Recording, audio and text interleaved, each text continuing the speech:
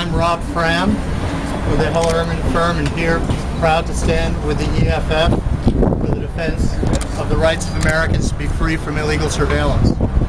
Today we established in court, we showed the judge the evidence of the mass illegal surveillance by AT&T. We established that it's not a secret. We showed that to the judge as well. We established that there's no legal basis whatsoever for the United States government to try to take this evidence, which is already in the record, and try and reclaim it as a state secret, denying Americans the ability to have a legal process to evaluate this surveillance program. We can have security in this country and liberties, but we need a judicial process evaluating it to protect us, to protect our security and to protect our liberties. What do you think about this? What was illegally surveilled? Is it emails or telephone calls? What is it? We've established on the records mass diversion of internet traffic as stated in the Klein and Marcus materials. I'm not at liberty to go into the details of those materials, but that is what has been shown in the record. What do you make of AT&T's argument that you have the wrong defendant here, that you should be going after the federal government rather than AT&T? Both the FISA statute and Title III specifically single out telephone companies, common carriers, for liability. AT&T is just wrong. It's as simple as that? AT&T's wrong? They're the right target. Congress has said so. How do you know that the emails have been reviewed by the government? We know, based upon the Klein and Marcus materials, that the information... We just asked him, and he said he didn't know that they were reviewed. He said they were just diverted. We know that the information has been diverted. So do you know that they've been reviewed?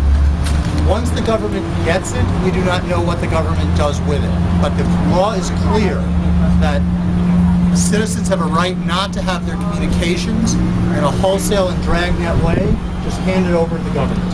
The judge made a point, pressing the point, whether your specific clients could show they were injured by this process. We believe that as users of AT&T's WorldNet service, our specific named plaintiffs, in fact, have had their communications diverted.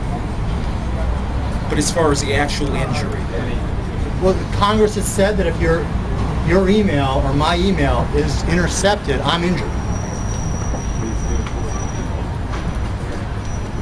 Can you tell us what's going to happen next? The judge is going to rule as to whether or not the case can go forward, and the judge will rule if it goes forward under the procedure under which it goes forward. When will that happen?